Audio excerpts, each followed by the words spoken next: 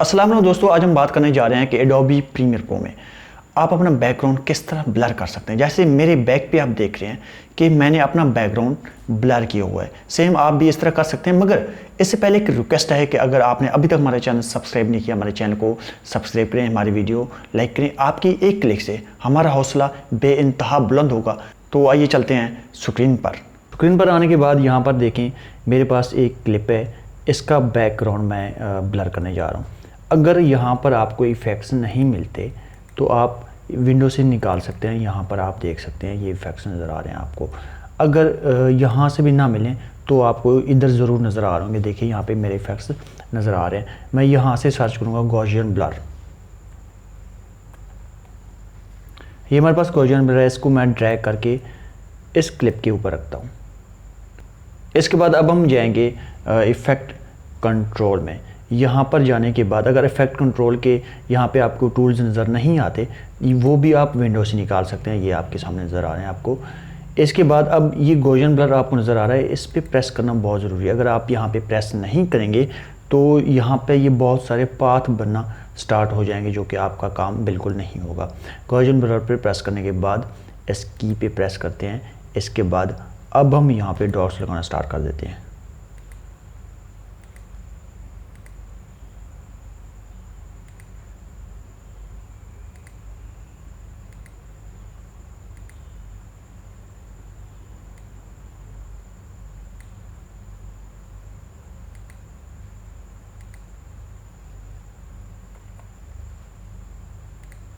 यहाँ पर एक बात याद रखिएगा कि जब आप इनको मिलाते हैं, इनके जो दोनों सिरे हैं यहाँ पे मिलाते हैं, यहाँ पर एक लॉक होना लाजमी है। अगर लॉक नहीं होगा तो आप यहाँ पर देखेंगे कि ये आपका जो ये पाथ है ये इनेबल नहीं होगा।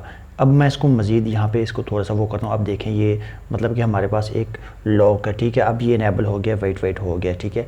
तो इसके बाद जो प्रोसीजर है वो इसको ट्रैक करना है यहाँ से, ठीक है। इसको ट्रैक करते हैं हम। इसको हम थोड़ा सा नीचे ड्रैग कर लेते हैं।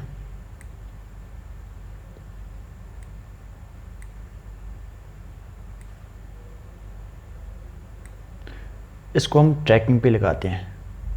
ट्रैकिंग पे लगाना ज़रूरी है, जो कि आपका काम यहाँ तक आपका डन हो गया। इसको ट्रैकिंग पे लगाते हैं। ट्रैकिंग पे यहाँ पे वक्त लेता है, ठीक है। थोड़ा सा आपका वक्त लेगा, ये काम आपकी पीसी के मुताबिक होता है।